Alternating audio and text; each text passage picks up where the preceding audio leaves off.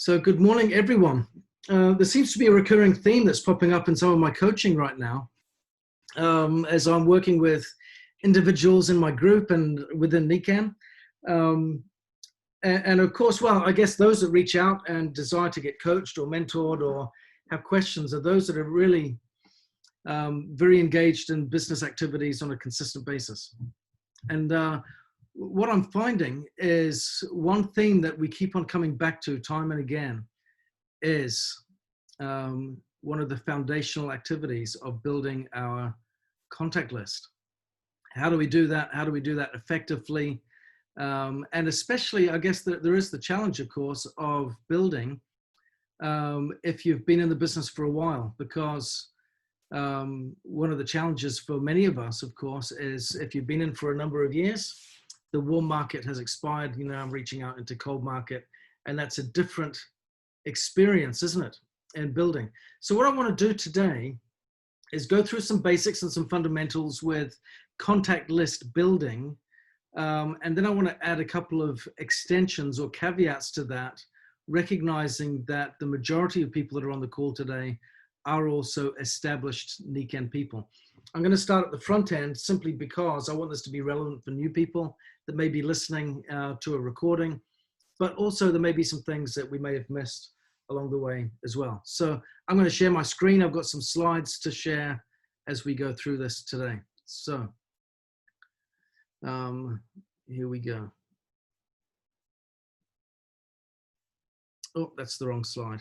One second. Let me see, do you see contact lists building them? You see that? Okay, I want to make sure I've got the right screen up here. Okay. Okay, so what I want to talk about is, as we're building our list, one of the challenges that we face is when I'm talking to people, people often ask, as I'm using my list, what message do I share? What script do I use? What approach do I have as I'm working with the people on my list? Do you struggle with that question? Have you had that yourself? Okay, the critical thing is, for me personally, I tend to not use scripts, though I may use bullet points or outlines as to how I approach the people on my list. The critical thing is that we talk to people versus names. Okay, we need to differentiate. Everyone that is a name on your list is a person, is an individual. They have needs. And our task, I'm going to refer to this a little bit later on, is to be farmers versus hunters in our business building activity. What do I mean by that? Well, a farmer uses the law of the harvest, don't they? They plant, they cultivate, they nurture, they harvest.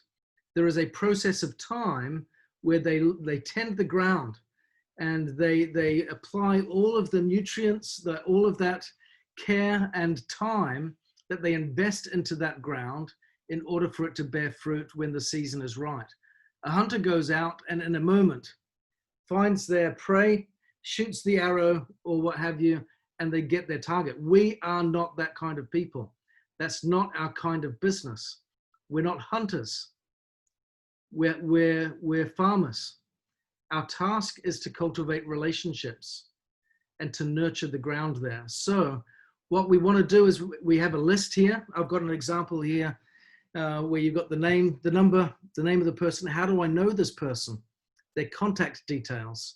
You can spread this out. You can have this on an Excel spreadsheet. You can have it in a CRM program if you want to get technical and fancy. You might have it written on your phone. You might have it in a hard copy book, whichever way is best for you. We don't want to be prescriptive in this because everyone has their own way of cataloging, and it's got to be a way that works for you. But you want to be able to have some key information. Their name, how you know them is really important. Their contact details, the last date that you were in contact with them. That can be approximate if it's been a while, yeah? But have the last date that you were in contact with them. Comments about them. I think that's helpful. What are some key points that are helpful as memory joggers for you about that person, about what they might be interested in, what their needs might be? Again, the critical thing that I find is really important in this is my goal is to help them to achieve their goal. I always want to know, the easiest way for me is I categorize this into the 5 pillars of health: mind, body, family, society, and finances. In which of these 5 areas is this person struggling? And then we want to be able to identify what are some solutions that we can provide. When am I next exposure? When am I going to speak to them next? When am I going to speak to them after that? What is the result?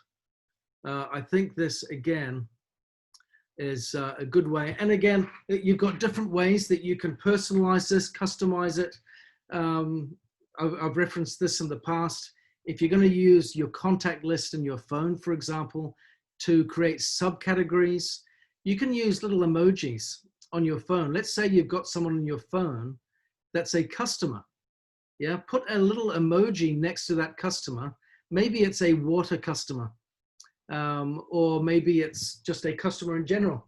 You can put a little emoji that represents water next to their name. And then every time you type in that emoji in your contact list, it'll come up with all of the customers that you've got that are water customers, or all of your customers in general, whatever, however you choose to do it. You might have a little fire emoji next to someone's name in your phone. And then when you go to your contact list, you can type in that little fire emoji. Everyone that's a hot candidate is going to pop up. And here's a chance for you to do a little bit of follow-up. Yeah, and it'll bring them up straight away.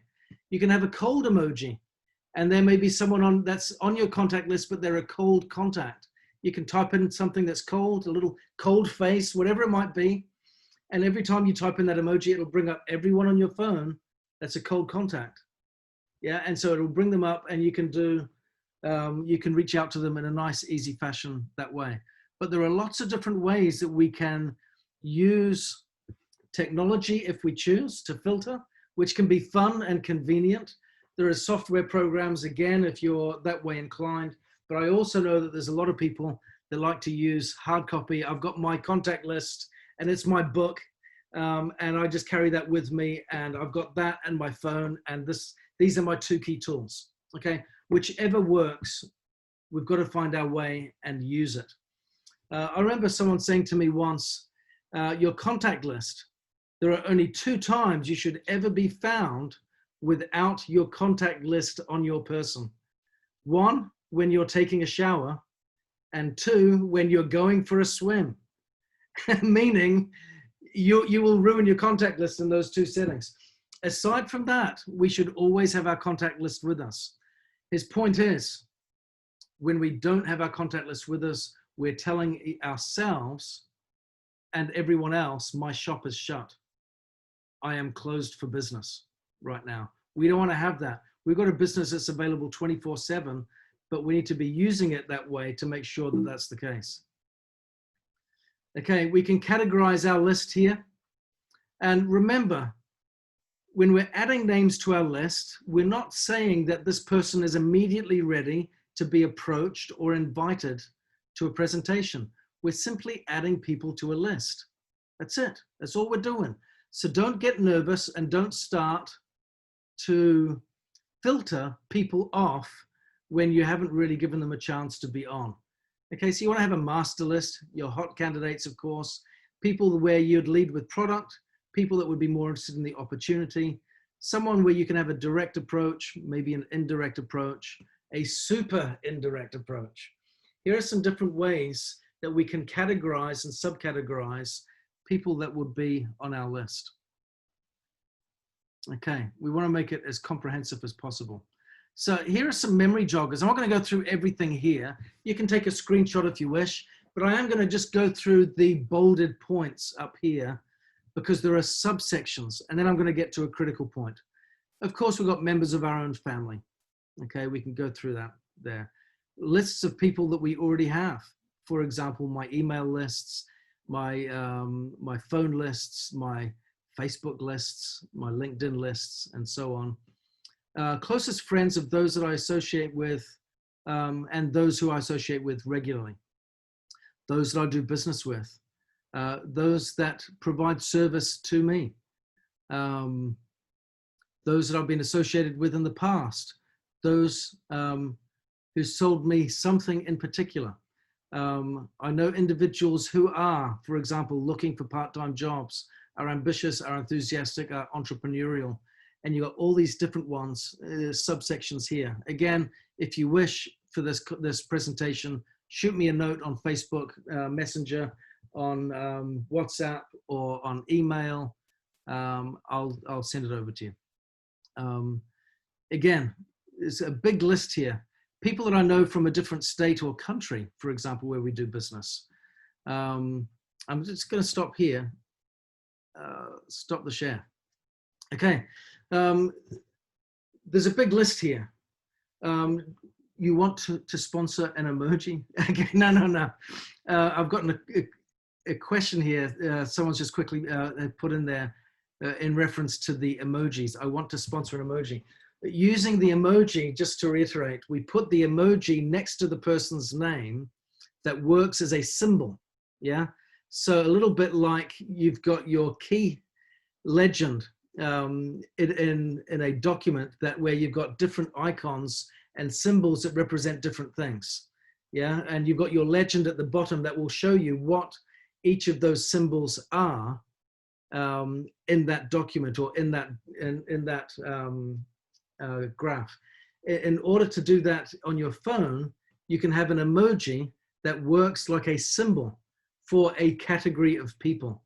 So a customer, a cold market lead, a hot market lead, a service provider, someone that's interested in product, someone that'd be interested in the business. You can put an emoji next to that. And of course, you'll need to create a little document that can work on iPhone and on Android. It works in both places.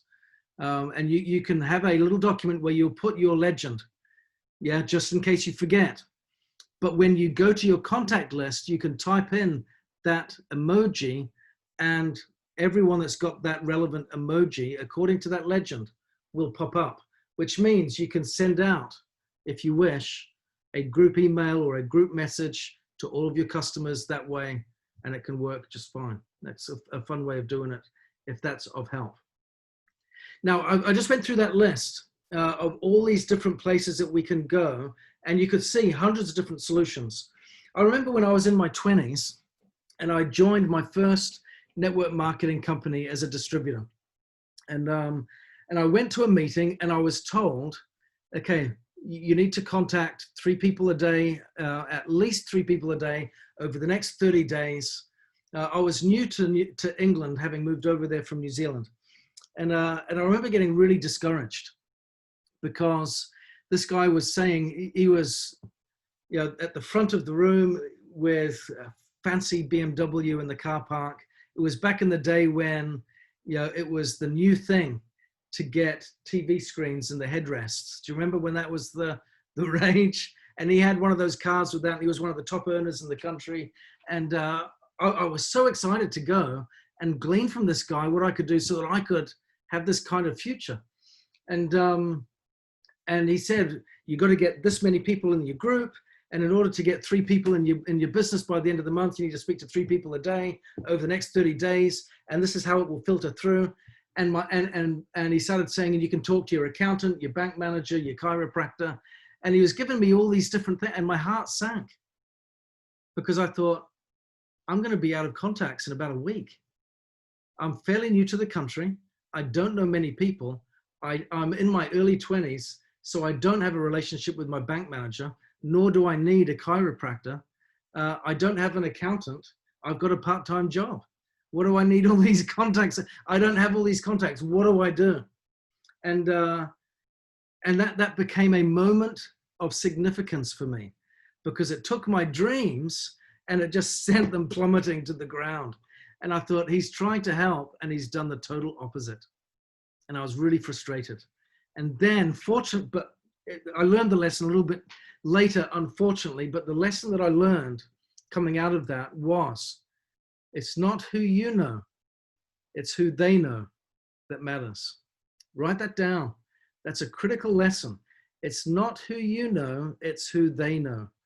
Our ability to ask for referrals and to understand the power of networking, especially in today's world, is where the true potency of our opportunity comes in. It really is powerful here. So what we want to do is, rather than just simply write down the traditional names list as I've given, in addition to that, I would invite you to write down at least 20, but go beyond, different ways where you can find new people. So it's not, I'm writing down 20 new names. Write down 20 new ways where you can find people. Okay. Now, the first time I was at a meeting, I was at a networking event a year or so ago, where I was given this challenge. I was participating in this networking event in the UK. And the invitation was given to me to not find 20 new ways, to find 100 new ways. They said, don't write out 100 names, write out 100 new ways to find people. The benefit of stretching yourself that way, you might go 100 ways. I promise you it's possible, right? It's actually, you can do it.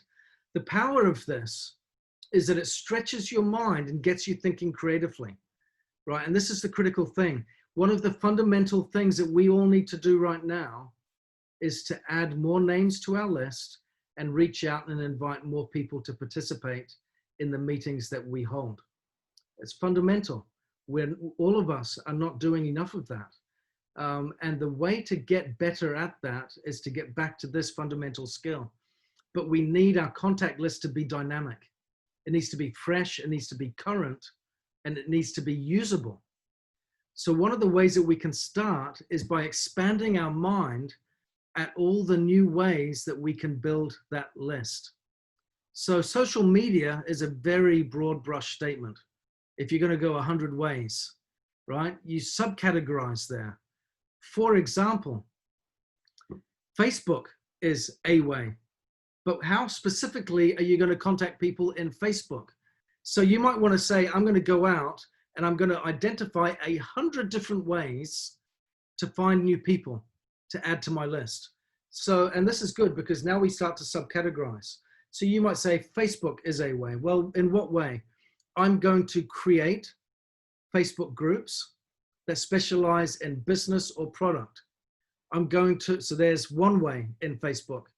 I'm going to join Facebook groups that are devoted to special interests that I have that relate to my opportunity, that relate to the 5 pillars: healthy mind, healthy body, healthy family, healthy society, healthy finances.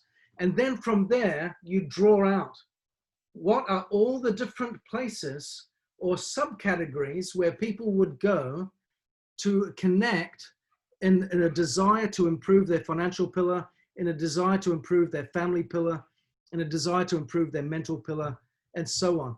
And find all these different groups, and you'll find tons of them online with thousands of people. So you've got Facebook groups that you can set up, Facebook groups that you can join. Then you've got private messaging people on Facebook. And here's a critical point that I would add as a caveat. When you're joining Facebook groups, network marketers get booted off Facebook groups all the time for misbehaving. So let me give you a real strong lesson, a clear lesson, I should say, on how to participate in a Facebook group. Facebook groups are all about participating and sharing in the conversation and building rapport. It's all about conversation. So when someone posts something, don't go for the jugular and say, I've got a great opportunity that will relate to that. You should all come and join my business.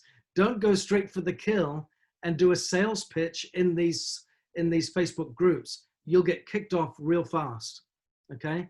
So with no sales pitches in other people's groups, what you do is you like, comment, share, post in those Facebook groups and become a familiar face.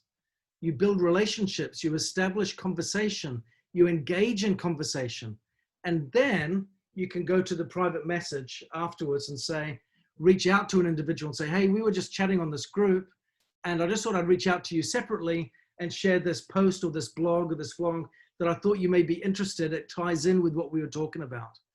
And then in doing that, you take that person from the group into your private environment and space, and you start to build rapport that way. And then over time, again, we're hunters, we're farmers, not hunters. When the time is right, the opportunity presents itself where the invitation can be relevant. But that's how we work Facebook groups. Okay, so that's really important. So you've got multiple different ways there: Facebook pages, Facebook groups that you create, that you participate in. Facebook advertising, of course, is another one. LinkedIn, and again, you go through the same process. Twitter, YouTube, Instagram. You start to see, and then you feed out, feed out, feed out. But then special interest groups. If I'm a naturopath, if I'm a massage therapist, where do naturopaths and massage therapists hang out? Where do their friends hang out? Where do their clients hang out? And you want to go and get into those spaces. There are groups there where you can participate. I've worked with a lot of people recently that have been saying, as I'm getting older, I can only do so many therapies a day. It takes too much out of me. And I need to find ways to supplement my income because I can only do so much. And then providing the Niken products and services becomes a great way in. So can you see how creating networks of influence, and this is where you'll see this trend developing over time. If you look for it, you'll see that it happens already everywhere. Great networkers connect with other great networkers, but understand this, not in the context of network marketing, right? Let me differentiate. How many times have you been pitched by another network marketer? Do you get that? Because you're a network marketer, people will go out after you. And what do you say? I'm not interested. I get pitched all the time, right? And I'm not interested. And it's like, why would I leave my team and go follow you? This is a competitive pitch. Okay, so when you go after other network marketers, typically it's a competitive angle and it's not productive. You don't like it when it happens to you, and others don't typically like it when it happens to them. So what do I mean by going after other networkers? What I mean is we live in a world now where a lot of people have networks of influence. They might not be network marketers, but they might be online influencers. And I'm not talking about these millennial online influencers that prance around in kind of sports gear and kind of show off their beach bodies and think that they're influencers because they're really not. I'm talking about legitimate influencers, people that might have a blog or a vlog. They may have an online presence, in social media. I'm not discounting that. I'm just saying, Instagram influencers kind of has this brand image that needs a bit of repair, in my opinion. I'm talking about influencers that have a presence and a network of people that all share an interest in their message. And what we do is we need to subcategorize. So again, we go to our 5 pillars and then we categorize beneath that. And we look for areas where people are interested in specific areas of health. So you could go into water wellness, for example, clean, healthy water. You could go into environmental issues. You could go into nutritional benefits, protein shakes, sports and exercise, for example. And who has a blog? Who has a vlog? Who has a network? Who has a position of influence in those areas? You see, the great thing here is we share a common interest, but we are not competitive. Why is this beneficial? Because you can, if you choose, send them a free product, ask them to do a review. As they do their review, where do they post it? On their vlog, on their blog, on their social media to all of their audience. It's not competitive. So they're quite happy to do that because they get some free product. In exchange, you get free promotion. You're getting advertising there and you're not paying for it other than the cost of a product. It's far more affordable than regular advertising, isn't it? At the same time, you might follow some of their blogs or vlogs. A vlog, by the way, is a video blog, like a YouTube channel. just in case there's anyone here unsure of what that means. You might follow them, like and comment. Again, as we talked about before, engage, participate.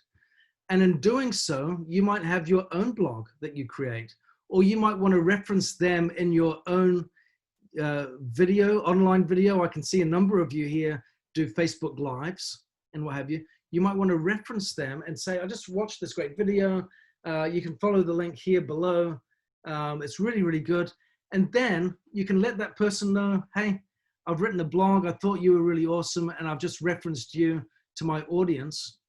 I hope you don't mind. This is who I am and what I'm about. And you build rapport and cross connectivity. The benefit of this process is you get to cross-pollinate and you get established audiences with shared but not competitive interests and values in line with what we do with our business. And that can work with a ton of our products across multiple different levels, with multiple audiences, with big groups. And then you can connect and find a whole host of people that you can build your business with and get some great results in a non-competitive way, but in a really creative way. And this works great for cold market people. Those people of influence online do this all the time. And there are big names that are doing it. Tony Robbins, if we all know who Tony Robbins is, he's been around for a long time. But if you watch what he's doing online right now, he's cross-pollinating. He's linking up with Eric Worre, with Russell Brunson, and a whole host of other people that have online events and seminars, workshops, and big audiences. Why? Because he needs to maintain relevance with a younger audience. So he's doing the same thing. People like Tony Robbins are doing this. Yeah. And so we see this happening around us all the time. Great people do this. We see this in the music industry. Two great celebrities will partner up and they'll do a duet together. And what happens? Both audiences buy the record. Awesome. Fantastic. They've just done it. They've just built their audience out and doubled their reach. We can do the same with a whole host of different people. So my invitation to you today is to let's revisit our contact list and the way that we're building it. Let's make it dynamic. Let's keep on adding people to it, but also in the process of adding people to the list, let's also add ways that we can connect to others. Do both. Add people to the list and add new ways that we can build our audience as well. And again, cross-pollination in a non-competitive but complementary way with other people, who have audiences already built, is a great way to connect with other people too. So let's have some fun with that. And I look forward to being with you next week. Take care, everyone. Have a great week.